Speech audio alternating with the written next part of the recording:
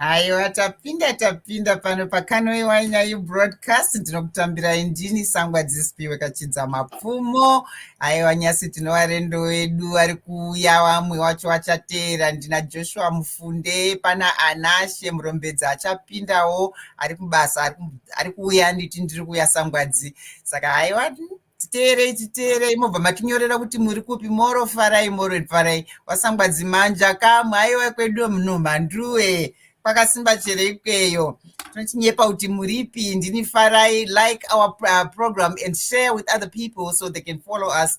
Mobva mapinda kamumba, tikupinze imba, tikupe mvura, tikusandurei naye vanhu nditinzwa kuti mabvepi. Vamwe vachapinda vari kutiteera, gai timboti mire vanhu vachititeera. Tokudaidzai mese vari kwaMutoko, vari kwaMakaha, kwaMakosa, kwese kusvika kuSuswe, kusvika kuBhodha, wese mabuja pindai, tiri pano. Tiri kuda kukukanudzai kamu, tikunyepei tichigotaura zviri kumusha kweduyo. Naiba, vanhu vanenge vachiitawo zvinhu zvakasimukira, nevanhu vakaita zvinhu zvakawanda maMutoko muye, vamwe vanhu vachadozviziva ba izvozvo kuti mbaanani. Aiwa, tiri kukudaidzai nyasi, ndo basa redu pano pakanoiwa nyai, takakumirirai. Aya, ndiri kuona kuti vanhu vari kuuya mbishana awo. Tine 4 people watching and 3 people liking us. Yes, like us and share with others and invite other people. Send mama WhatsApp kuti mimasaririra kanoiya tandasvo ndakapera takatadza kuita murendo uyu, zvakatadza kubvuma. Asi nyasi aiwa zvaita, saka daidzai vamwe. Ewo ndiri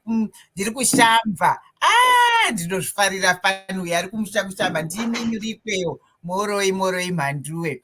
Saka nyasi chinhu chekutaura kwandaita, tiri kuda kutaura netopic iri very important inoti vamwe vanhu ukaitaura vanoti kanenge kakuiteta.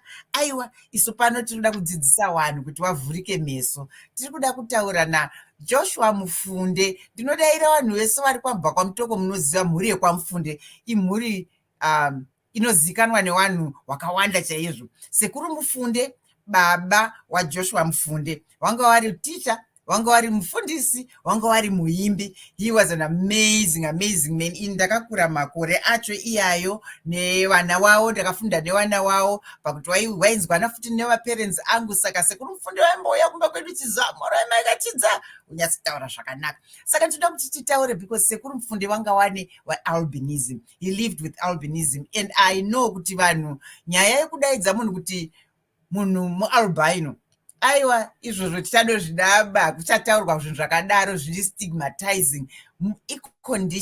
Icondition inonzi albinism, yekuti vanenge vasina pigment muskini yavo. Saka Joshua, pinda umorodzi vanhu, wakwaidze uwanyepe kuti iwe unonzani, unogara kupi, mutupo wakambotinyepa, wanyepa kuti mutupo wavo ndeupi. Tomboti taure, ndozoti upinde mudariro uchititaurira nhoroondo dzasekuru Mufunde.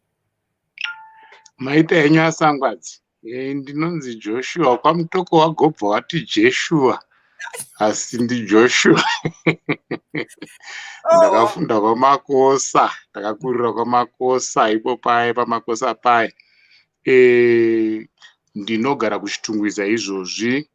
ndiri musician, ndinoridza, ndinodzidzisa kuridza zvinhu zvakawanda wanda, asi ndini gotwe raMufunde. Ndanga ndakuda kuti nditi inini waMufunde. Mbiri yawo iro zita ritoti Mufunde chacho ndo rinonyanya kubva randiita kuti kwaMutoko chaiko chaiko kuti waMufunde. WaMufunde wakauya kwaMutoko wachibva Maungwe, wari ticha. Ndaida kuti ukwaidze vanhu vari kuchiteerawa tozopinda munhoroondo. Taura henyu shuwa, regai ndikwaidze shuwa, ndiregerereiwo vanhu vese vakateerera all over. Ndinomukwazisai wari Buja newari around the globe, makadiko. Nemutupo kamo gotinyepa kuti mutupo oyo kamo. Inini ndiri mheta yekwaSaunyama, tiri wana Saunyama. Nerashato. Nyoka. Nyoka. Ndini nyoka dzacho dzinorehwa. Aiwa. Ndisi nyoka dzacho idzodzo.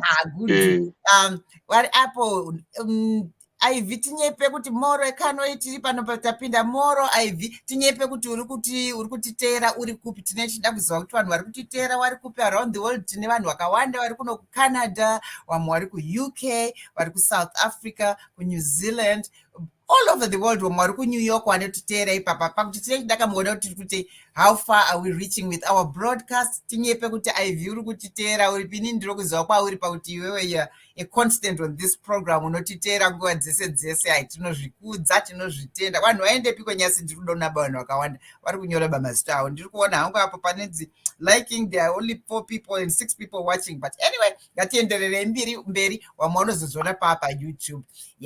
Saka tataura nyaya iyi yandati muri yekwaMufunde imhuri huru chaizvo kwaMutoko. Hapana ungati Mufunde achiti hamuzive. Chipinda utitaurire zvawanga wakuda kutinyepa zviye kuti ukati Mufunde vanhu havazvizive kuti surname. It's actually surname. Vanofunga kuti Mufunde zvinoreva kuti albinism. Kwaiwai Jeshua sekuru Mufunde taiwaziva shamwari yambuya kanu yangwa moroi ndiri kuLondon. Yes. Wonderful. Pinda mudariro Jeshua. Jeshua. Mazvita henyu. Zita rekuti Mufunde ndo zita remhuri yedu. Tinobva kwachenda mbuya kuMaungwe uko. Kutori nemhuri yakakura yekwaMufunde. Asi baba, sekuru Mufunde, baba wana baba, ndo wakatanga kunoticha kwaMutoko, wari mufundisi. Waka icho chikoro chepakatsukunya cheparuware chiya ichi. Ndo wakavhura chechi ipapo kwana Gumbanjera vamurewa endi wati. Saka vakaita vana vavo wari 4 wachiri kwaMutare, wachati vauya kunoticha kunoko. Zita redu ndiro rekuti Mufunde. Asi pavakaita vana vavo, wekutanga Samuel akanga asiri musope. Vakazoita wechipiri Cecilia ainzi Wahega, mai Matanhire. Kwakubva wazoita wechitatu Titus, baba wangu inini, musope zvakare. Kwakubva kwazoita wechi4 Eunice ainzi nevamwe Tenet, anga ari musope zvakare. Saka vakaita vana vasope 3. Vana ava vakawaendesa kuchikoro semufundisi. Vaitaurawo nemamishinari vachiudzwa tsika dzekuti aiwa zvekunzi vanhu vanourawa hazviitwiba. Iwo semunhu anga akafundawo zvemakore iyayo vakachengeta vana vavo zvakanaka. Vana vakafunda kwaOld Aptali vachiita mastandard 6 iyayo vachibva vazoenda kunoticha. Baba wakabarwa muna 1917, baba wangu inini. Saka vanga vatori vadiki kuna Tete Cecilia. Tete Cecilia wakabarwa 1914. Babankuru Samuel wakabarwa 1911.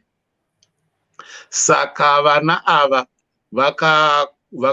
vakachengetwa zvakanaka zvekuti care yawaipiwa yakanga yakasiyana. Vanhu vaitotyiswa nazvo kuona vana ava vane ganda rakachena risina masports makore iyayo. Saka kuzoticha kwakaita baba kwaMutoko. Baba waiimba wachidzidzisa makwaya kuimba. Saka vaizonzwa vanhu kuti ticha Mufunde wauya. Pane karwiyo kanotoimbwa kwaMutoko kekuti zvakanzi naticha Mufunde, derere rinoiswa dowi, wanotora nzungu wachikuya kuya, derere rinoisiwa dowi. Saka vanhu vaizonzwa vachiti Mufunde wauya nevana wavo nevana vechikoro, vanhu vomhanya kuti toda kunoona Mufunde. Asi wasvikapo wainoona Mufunde wairi munhu ane albinism, zvoita chishamiso kwavari kuti kune munhu ari kurarama, ngekuti mbiri yekare munhu ane albinism aitourawa achiberekwa. Saka zvaivashamisa. Saka wakanga wakuti wakazonzwawo mumwe munhu aita mwana ane albinism woti aitawo mwana Mufunde, kusvikira rakatoparara rakadaro kuti vana vanenge vaine albinism vakunzi Mufunde. Asi izita redu remhuri kwamutoko ndokwega kwariri zita irori rinotaurwa kuti Mufunde, kutsanangura munhu ane albinism. Isn't that amazing? Because even isusu takatokurawo tichiti munhu ane albinism anonzi Mufunde, mwana wacho Mufunde, tinofunda nemwana akadai dai Mufunde. But ndakazofunda your aunt Eunice. I was in the same school with him. Eunice anga asina albinism. But taingoti mwana wekwaMufunde ngekuti taiziva sekuru Mufunde. Saka sekuru baba wako wakaita wana wavo ivo wana sekuru Titus nana tete Hega, ivo wanga vari Musope here? Sekuru wakanga wasiri Musope, but vakanga vaine complexion iri light, very light. Asi mai wavo vanga vari Mukunda wekwamurerwa. Taitsana mai wana sekuru wedu isusu ndo wanga vari Mukunda wekwamurerwa. Saka taitsanangurirwa kuti mbuya ivavo vakange vaine bvudzi rinowerera kusvika muchiuno, kunge vari Malaysian sort of. Asi vari vanhu vekumaungo ikoko apa ndo munyika mavo. Asi nanhasi tinoona mhuri dzacho, hama dzekwana sekuru wedu wekwamurerwa, tinoona kutori nevamwe vane bvudzi rakada kudaro kuita kunge rechi, asi hatizivi kuti zvakabva nekupi, takangobarwawo takadaro. Okay. Ndachifunga kuti by now anashe anenge apinda. Asi uno-understanda here kuti what causes albinism? I do know that it's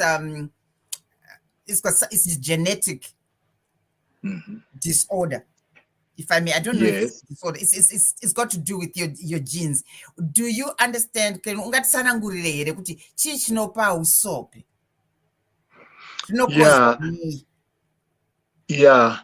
Sekukura unotoitawo mibvunzo uchiberekwa, uchikura uchiti ndawa yei inini baba vangu vakazosiyanawo nevamwe. Mubvunzo waiuya iwo wotitsanangurira kuti no, it's a lack of melanin mumwiri wangu, muropa rangu, majinzi angu.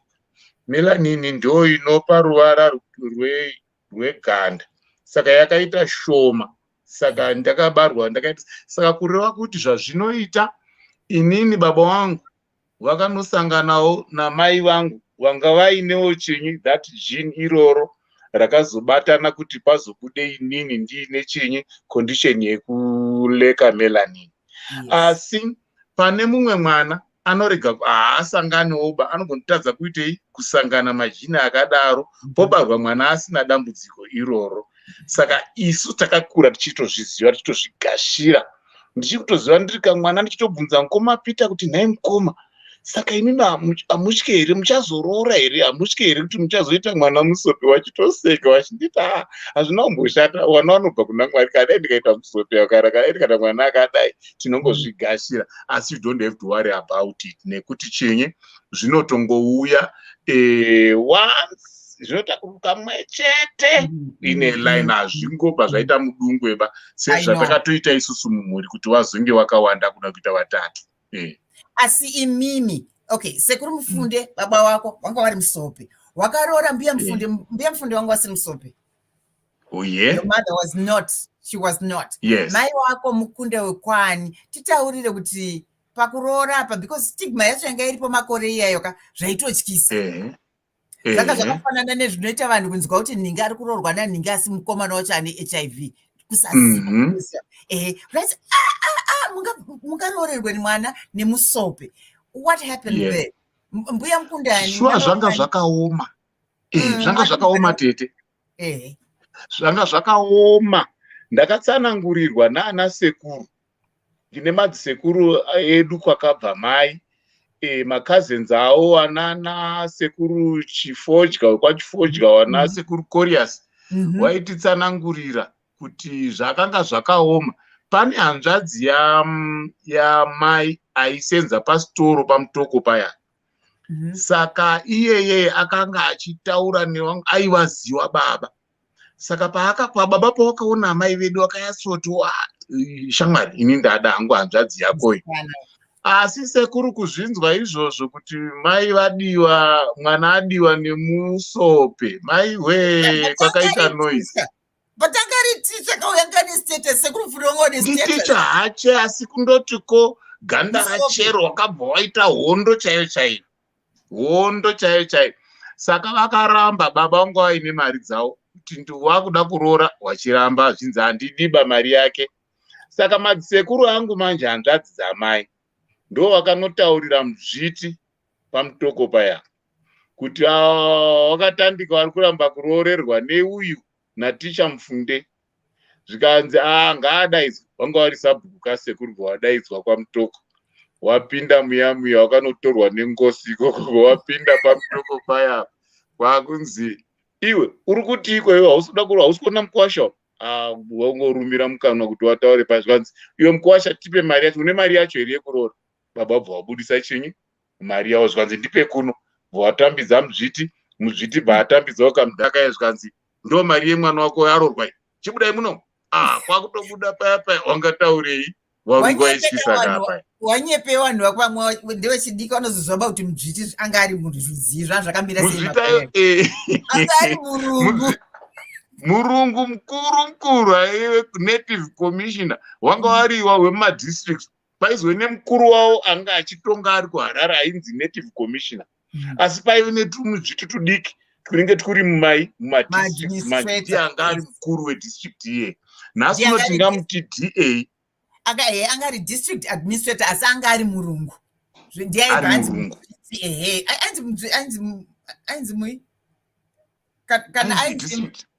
District administrator. Saka vanhu waiti kana wobva waziva kuti watodaidzwa nemurungu, this is big. Akatopindira ipapo akabva asolva nyaya. Saka akatosolva nyaya chaizvo. Amai vakabva vapindepiwa kuti maroriwa imimi amai chiendai kumurume wenyu wakutosunga twavo wakuenda kogara naticha. How many children did she have with vakaita vana 10.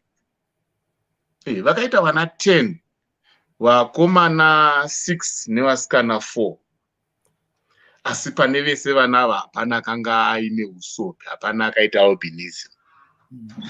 Zvekuti vaititsanangurira kuti pakabarwa Gratia mukomana mukuru, izvi akazofa akafira kuAmerica uko. Asi Gratia iye paakabarwa pakaita vanhu vaiuya kunoona kuti mwana wacho akaita sei, kuti mwana wacho waone muchena, anga akachena ari mutsvuku asi asiri chinyi, asina usope. Zvikaita zvimwe chete kana neakatera neakatera hapana akazoita usope. Inyaya inonakidze. Asi chinditaurira takamirira because uchine time hako yekuti umbotaura ana hope achauya achapinda. Asi you told me a little story about your father early on. Yes. Go on, tell me more about. So tell me the stories that Sekuru Mfunde. I know and all of you were really gifted, including yourself, really gifted in very artistic, very in music yourself.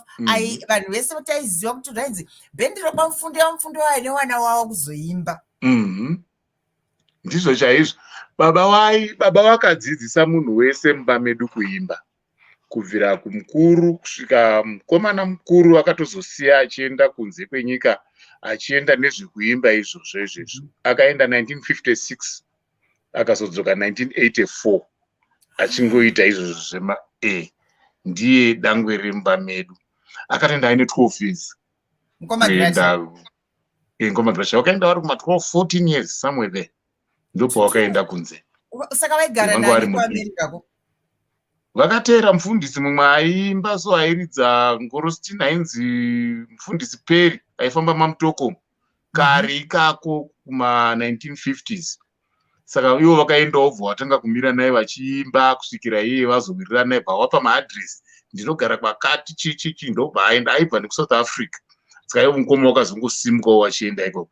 Asi baba mufunde manje sekuru vakati vagadzira vana vavo kuti ndaakuimba nevana vangu, vakauya vaienda mumahalls vachiimba nemumachechi, asi vakazoenda pamudzviti pamarket square paya paDative Commission kautaura kuti ndinoda kuendawo kushoku, ndinoda kunoimba nevana vangu.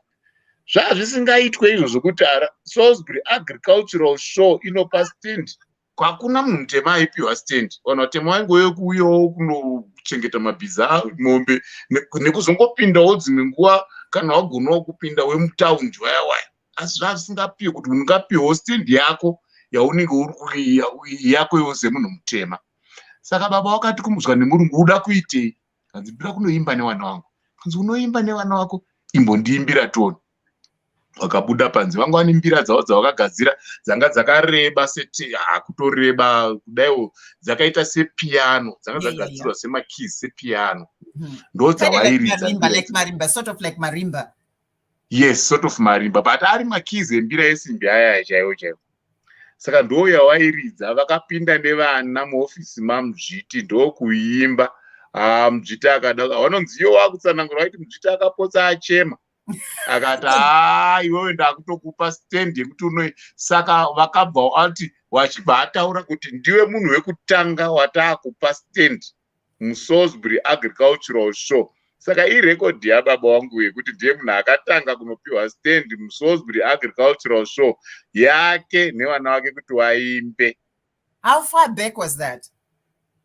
That was we are talking about early 50s. 51 I think, because because vanga vari vadiki. We are seeing kuti only 3 years later Gracia had to leave. Saka akatozosiya, vanga vatozviita kudhara, vatova maregulars vachienda kunoimba, vachienda kwaRusape, vachinoimba, vachienda kwaMutare, vachidzika vachitedza matauni vachiimba nevana. Saka vana vaimba nawo ndiani? Vana mukoma Peter who vaimba na mukoma Gracia, Sisi Esther, mukoma Peter naSisi Juliet. Vamwe ava vakazoimbawo nawo vana mukoma Semu na mukoma Aneni, vanga vari vadiki. Asi isusu vamwe tese tiri kudzasi uko takazongoimba nababa kuchechi chete, hatina kuzomboita matours nawo. Younger matures, I mean, because if you went around, I mean, we're talking of back in the 1950s. But, you know, what I'm just trying to think with him, Sekuru Mufunde, I don't think he ever thought of albinism like a disability in any way. Because he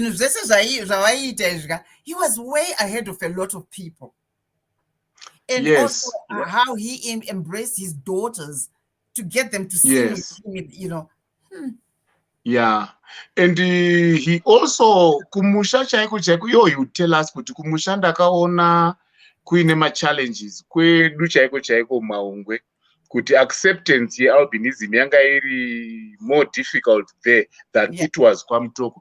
KwaMutoko he was more respected semudzidzisi, saka vanhu vakaona zvakakosha kugashira mudzidzisi wemudunhu ravo. Asi ivo baba vakange vaino kamwe kamukao kamuitiro kavo kandakaona ini ndakagara navo chaizvo ndaivaona, vanga vari very aggressive pazvinhu zvavo, vaipusha, vanga vasingade kutarisirwa pasi, vaiita nharo zviya zvekuti ndaizoseka ndichinzwa kuti kana even tax mutero chaiwo mitero iyaya baba vangu vairamba kuti handibhadhare. I have to buy my lotion, I have to buy this, I have so many expenses dzisina vamwe vanhuba. Saka you can't expect me kuti ndinge ndichiita zvekubhadhara mutero izvozvo. Saka vaitonetsana, vaitombozvisungirwa, vanga vasingadi. And ndinocherechedza vachirohwa. He used to advocate for himself. He used to advocate for himself. You'd advocate for himself and stand up for his rights. Vachizvitsanangura kuti I can't, I mean, it's expensive for me. I'm not begging kuti mundichengete and what. Mari andinotambira hamuna chamunotora ipapo. Because I have so many expenses to look after, to take care of. Those are right. And even tiri mukip chaimo mazuva ehondo aya, vakarohwa nemasoja. You can imagine with his sensitive skin, vachirohwa nemagaro epfuti, vachiroverwa kuti unoda kuzviita murungu. Why? Because why wakaona masoja vachirohwa munhu, waibvunzwa mumuroverei, aitei, atadzei, waipindira nyaya dzisiri dzavo. Ndaitoti nai baba, komi munobvunza muneidazvo, vanga vasingagoni kumira vachiona an injustice. Saka it's a character yakauya through kubatwa nealbinism yavo, nezvavaitwa kushorwa nekudii vachikura, zvakavaita kuti vave even more stronger mukugara kwavo nemaitiro avo. And you would have to be very assertive kuti varecognize kuti hamunhuwo. Tikuona vanhu vari kutiteerawo, hanzi kwaiwa Joshua sekuru mufundi wechamwari yambo yakanoyangwa ndiri kuLondon ndiIvy kanoyangwa uyo. Grace kwaHarare hanzi takazvawa tichinzwa nezvamufunde, if I am not mistaken, pane waibva kwamakosa ndiwawo chaizvo Grace. Lilian handati nonoke asi ndapano more Lilian shamwari chioro hanzi you must write a book about sekuru mufunde. Muri kupiko imi wana Lilian, nyorai kuti muri kupiri. I know kuti Lilian ari kuno kuCanada, chioro ari kuLondon. Ignatius Makudza, hi Uncle Josh, hi Ignatius, hello, where are you following us from? Titaurirei kuti muri kupi tizive kuti vanhu vari kutiteera vari kupi. Ndabva kuti receive ka message kubva kuna nhasi achiti I'm literally on my way home so I get tested. I finished the games late, was late to cover football. My apologies. Anashe, she's living with albinism. Achati joiner, but she's a newscaster, sports newscaster. So ari kubva kubaza ari kumhanya kubva kuZBC ndamutaiwa uye hako tambotanga nani na Joshua iwewe zoita part 2. Saka achati joiner anytime now. Yeah, as Ignatius ndiri South Africa. Muchiwenga moro hamu ari UK magugugu mshanga. Tembi Moro Tembi. I don't know if you'll understand this, my friend Tembi. I don't know if you understand Chibuja, but welcome, and thanks for following us. We appreciate that. Share and like the link and share with others. Thank you, Tembi. Yes. Titaurire futi. Vana wako vakazozvarwa sekuru wanga wachiripo here kana kuti wanga wasisipo? Vakazvarwa sekuru mukuru akazvarwa just after sekuru vashaika. Asi vakanga ndakaedza kuitira kuti vana vangu vazive kuti sekuru vanga wakaita sei nekuvatsanangurira. Asi maybe because segotwe inini we came in late, ndakanonoka plus ndakanonoka kuroora, ndakazoroora ndamuma30s. Saka maybe a few years earlier wangadai vakakwanisawo kuzoona sekuru, but sekuru wakazofa waona vazukuru vakawanda. Wakanga vane vazukuru vangani? Seeing he had 10 children himself, wanga vane vazukuru vangani? Let me see. Vano vazukuru vavo vaipfuura kuma30 vawakaona. Of all these, okay, let me start. Iwo wakaita wana 10. Sekuru Mufunde was wangavane albinism. Wakaita wana 10. Imimi may say you are the last of the 10 children, and none of them wakaita albinism. Ko wazukuru wao pane ane albinism vana we wana wao from her 10 children. Hapana muzukuru ane albinism. Pawana wao hapana, wazukuru hapana. Munoona manje kufunga kunoita vanhu nealbinism kusa understand that it's just a condition where there's a lack of melanin in the skin that makes people right msope. Because you know it's genetic, and sometimes it skips a generation or skips even several generations. And maybe Yes. vana vevana vavo ichazoita crop up again and come up. It doesn't mean kuti munhu ane albinism, if you marry somebody ane albinism, you're going to get children one albinism. No. And Yes. I take my hat off to ndekutenda futi Mwari kuti vanga vari munhu anodaira and raise you guys muchurch, right? Nekuziva kuti munhu and kusvika pekuti muite vana venyu and you felt okay kuti my father is vanogara he lives with albinism, but it's okay. Got married like mukoma Peter told you kuti no, handisi kutya kuti ndichazoita vana vanoita albinism, vana vanobva kunhasi, and zvichienda from generation to generation to generation. It's yes. To me it's so beautiful. Tirakidze picture yasekuru Mufundi, vanhu vaone picture yasekuru Mufundi. I remember him very well because I was a child, but I remember him very well. Yes. Kwidza pamusoro mbijana. The other way up or down. Yeah, again. Yes. Ow, sekuru Mufundi wane tai yawo. Nana Sam ndiye shamwari yangu andakakura naye uyo ane magirazi cool Mr. Sam. Na mbuya Mufundi awo na kumapita irawo ari paside waneka botai. Ndingoma Peter. Kumapita kwa ane botai ye white ndiani. Ari kumashure. Ari padhuze na sekuru na mbuya. Ndiye ngoma Gracia ndiye akazofira ku New York. Andina kuvaziva because wanga wari older than us. Yes. Andina kuvaziva iwawo. Ndo muso wakasvika iwoyu muna 1984. Ose vakadzoka kuma Gracia vakadzoka sekuru vachiri vapenyu. Muna 84. How old was he now? Wakaenda wari that young. How old was he when he came back in 1984? He came back wanga vakuma 45 years. Vanga vakuma 45 because vakaenda vari kamkomana. Vakadzoka 31 years later. Wow. Vatagara nawo vachibva vazosimuka zvakare bvawaenda kuAmerica. Vakazogara makore kuAmerica about mamwe futi vabva kunoku vakazofa kuma 90s. 90. Did he leave a family there? According to tsananguro dzataka kune vakomana 2 wawakaita ku New Zealand. All right. Vakaenda naamai vavo ku New Zealand. Okay. Vatori vakuru kwandiri chaizvo. Kuna ana Mufunde ku New Zealand. Do they see? Kuna ana Mufunde ku New Zealand. Asi havana kuda kuuya zvavo kunoku. They chose to stay nani na mai vavo. I wonder if they sing as well. What a musical lady as well. I'm not sure because we never really communicated navo zvakanaka. We never really communicated navo zvakanaka. But my friends amkoma we communicate navo vachitaura vaiziva mhuri dzacho idzodzo tinotaura navo, we still communicate well with them. That's good. Good. Hanzi naElizabeth kana ndiri kutetekera ndiri kuHarare tinotenda kutivhura pfungwa nenyaya dzasekuru Mufunde. Takamirira Anashe kuti apinde takangomirira. Asi meanwhile chititaurirawo about yourself iwewe Joshua Mufunde uyu abva auye Anashe waone. Oh wow. Akabva kapinda. Great. Anashe. Hi. Hi, we want to see you and talk to us. We've been waiting for you. We are right on time.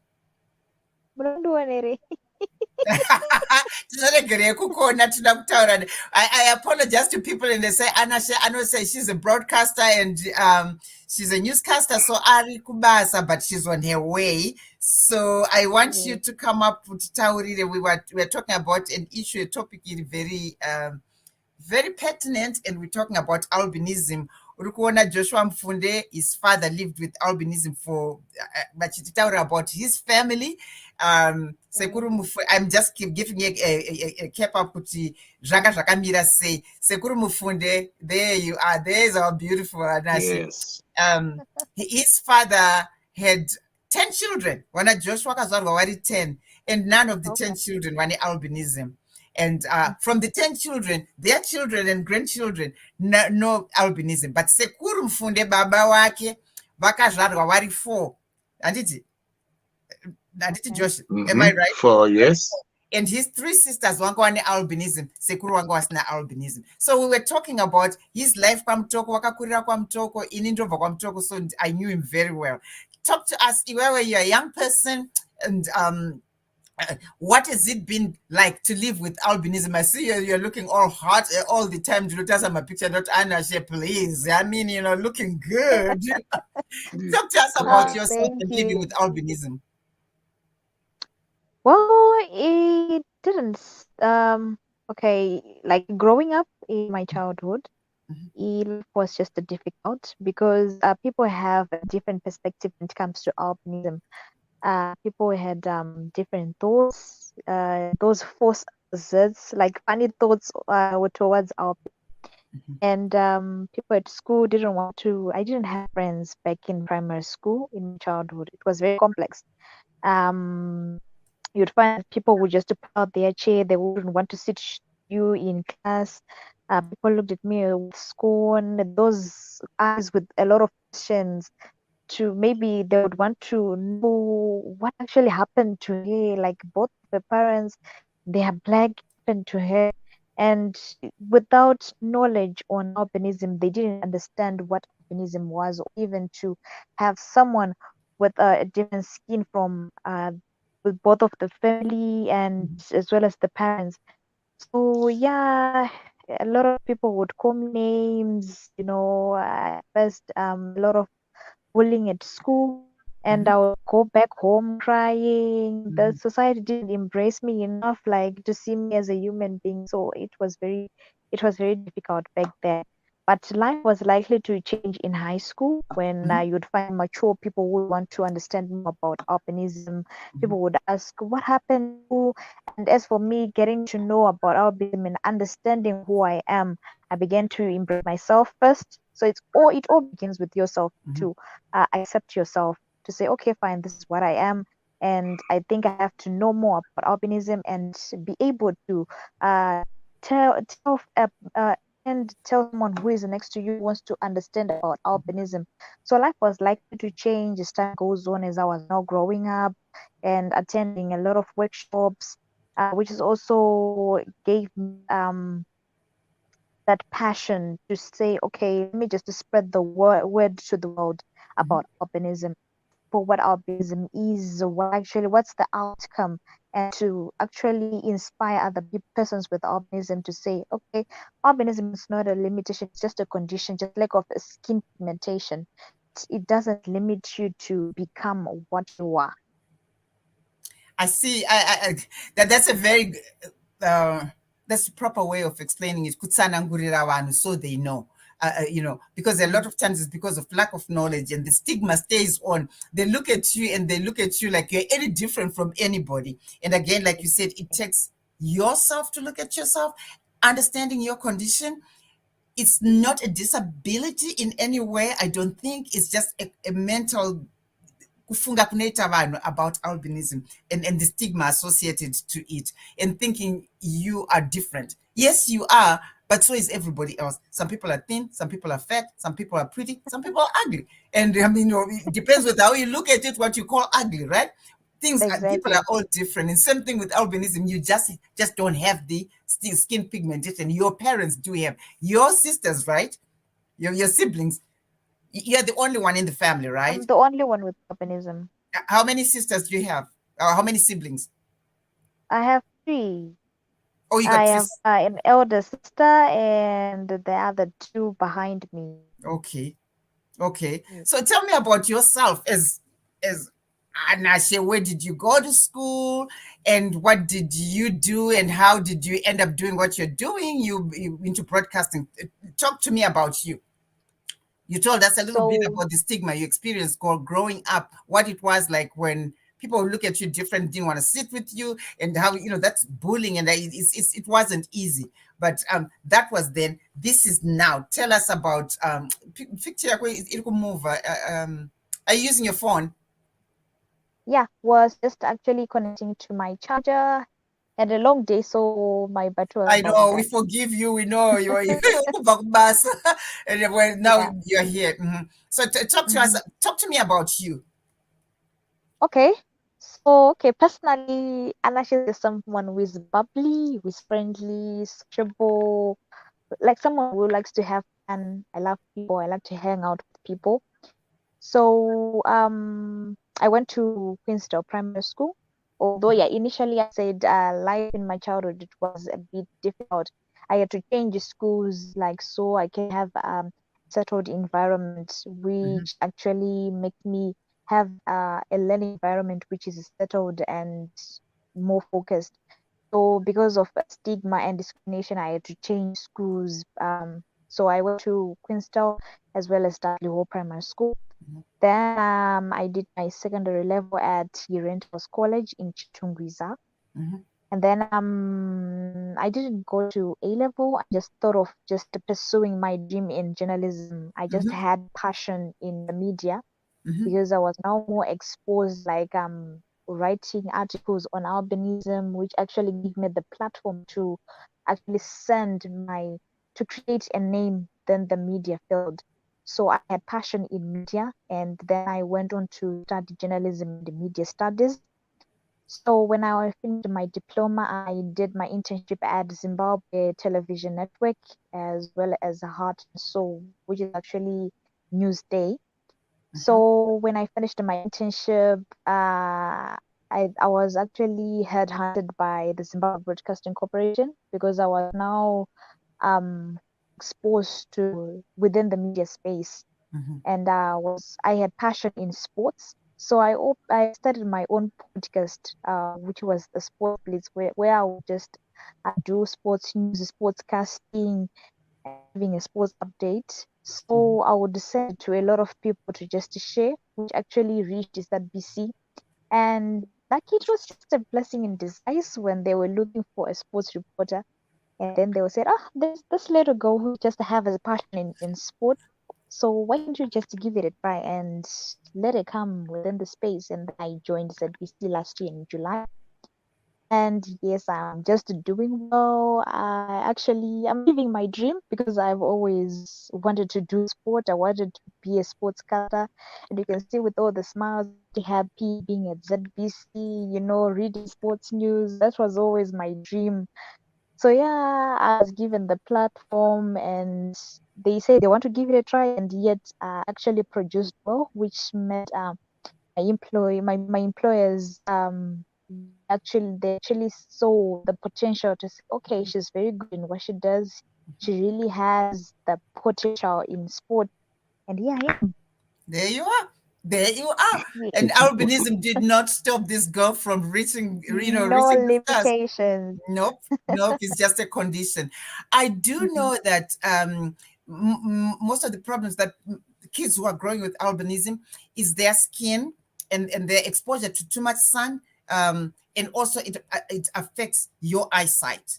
How did that work out? I know I've known your mom for a long time, and I know they could kind of afford to buy you those kind of things. What do you think is happening now? Is there an association which supports people living with albinism, like kids who are growing up with albinism, and supporting them with sunscreen and glasses or whatever? Talk to me about that piece. Yeah, there are organizations that do support, but it's not always when you'd find a donor would want to come and give you sunscreens, sunglasses, sun hats, or even long sleeve clothes. Hmm. And it's becoming more difficult to those kids at remote areas. They are not accessing all those basic necessities, Hmm. like it's not actually reaching out. Hmm. Some donors would just come within the capital to say, okay, we are just donating sunscreen, and people would come with their numbers from parts of the world, and you'd find out that you would run out of sunscreen, sunglasses, and you'd want to reach out to children with albinism who are in rural areas. So it's becoming very difficult, and that the sunscreens sometimes they are a bit expensive, and you'd Hmm. want to find out first which type of sunscreen that suits your skin, because it's not everyone like with albinism who just have only one sunscreen that suits them. Hmm. You'd want to see which specific sunscreen that is actually suitable for you.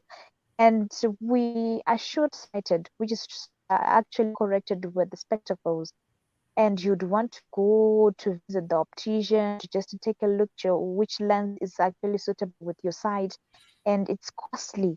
Mhm. So my heart bleeds for those children in the remote areas who can't access these sunglasses or even sun heads, because when it comes Ari or in Blayo, and they won't even recognize those maybe in Mangura or Mbengwa.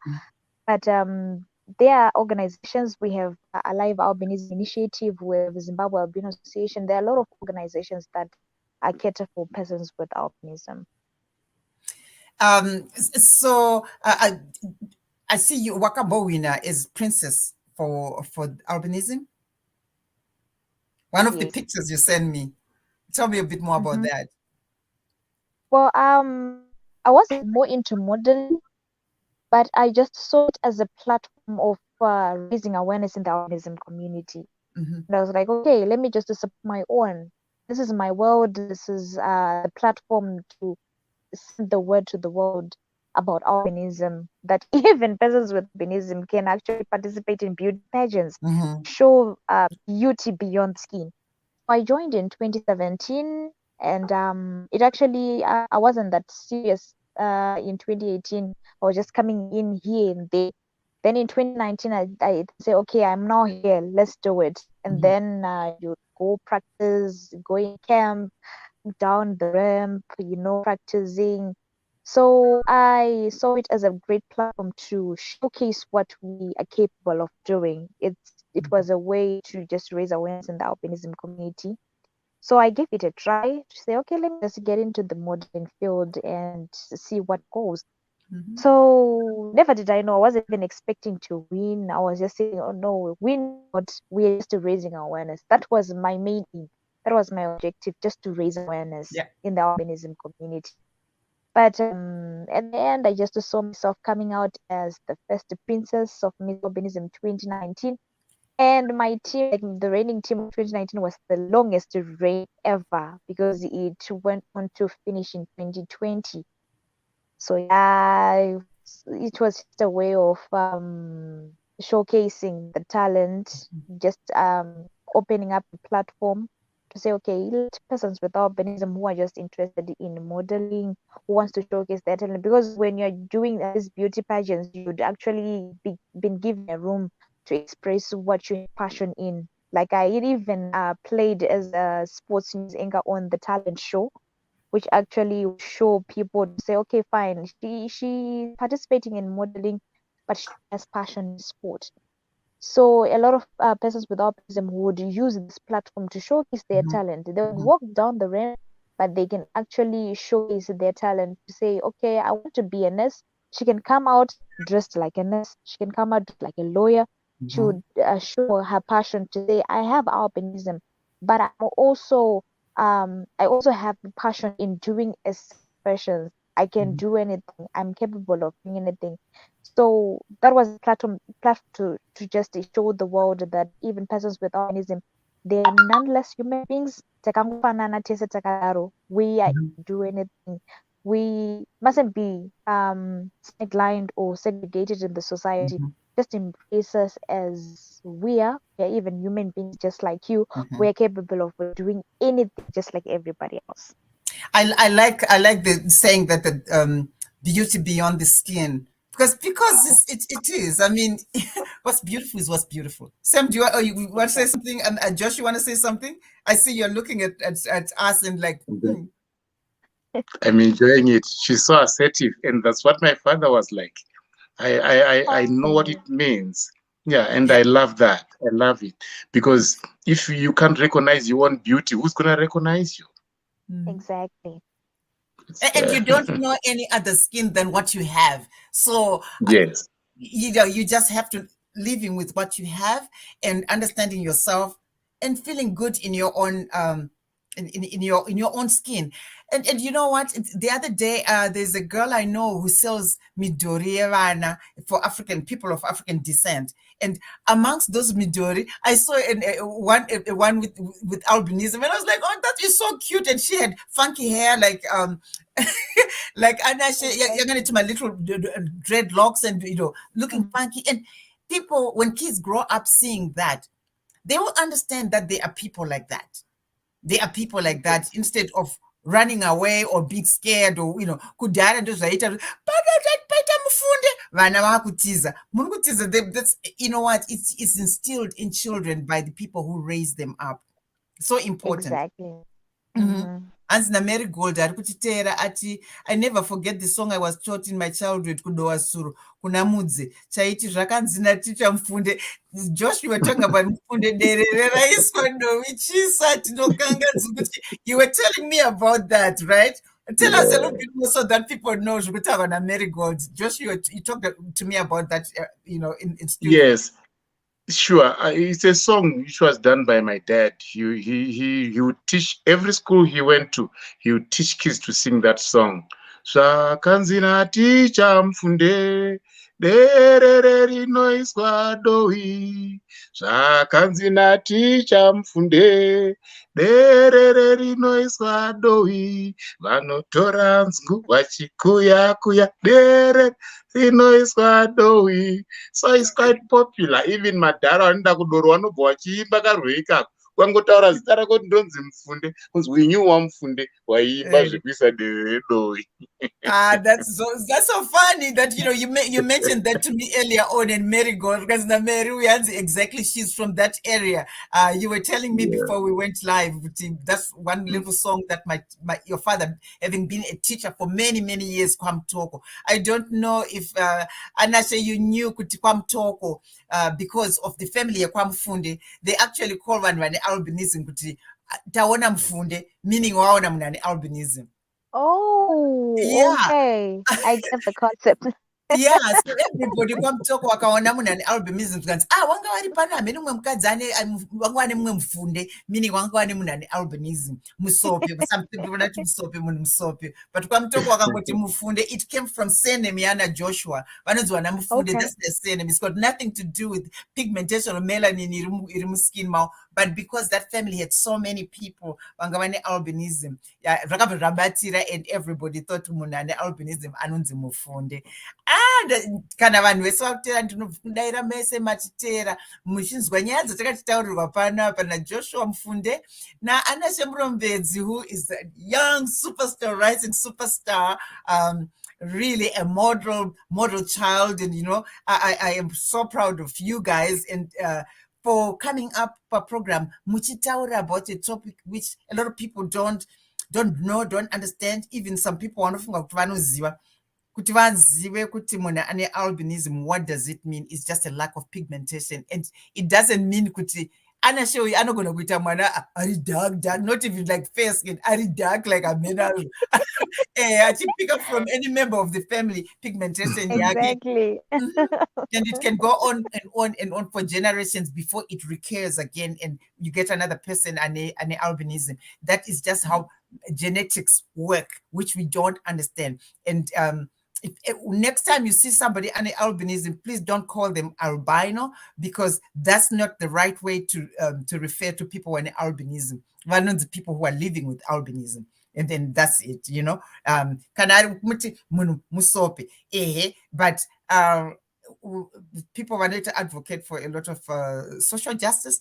Those words stigmatizer, because kana vanhu vachiti munhu uyo mualbino, is stigmatizing, and we're moving away from conversations zakadaro and conditioning ourselves, and so also knowing that there is nothing they did. That's just what it is, but it's got nothing to do with what they've done or avarware. Albinism, it's a condition. That's what it is. So that again should be understood, and they can do anything. And I think Anashe is a good example. She's a newscaster, and she's living her dream, and lots of better things yet to come. And Josh, thank you so much for reminding us of Sekuru Mufunde naMbuya Mufunde nevana vavo nebhendi ravo rekuimba kwavaiita nekuita the first black person kuenda kupiwa stand mu-agricultural show kuti vatirakidze zvavaiita back in the early 50s. And he was an advocate for a lot of things, and he stood his ground. And it's lovely thinking about him and this contribution to our kumusha kwedu kwa mtoko. Again, for people living with albinism, he started way back then. He empowered his children, empowered his family, that there's absolutely nothing wrong with him. And he married his wife who didn't have albinism, and had 10 beautiful children, including our very own Josh. And Anashe, again, going back to you. Thank you, thank you, thank you. Keep doing what you're doing and keep rocking. You're amazing. Right? Thank you.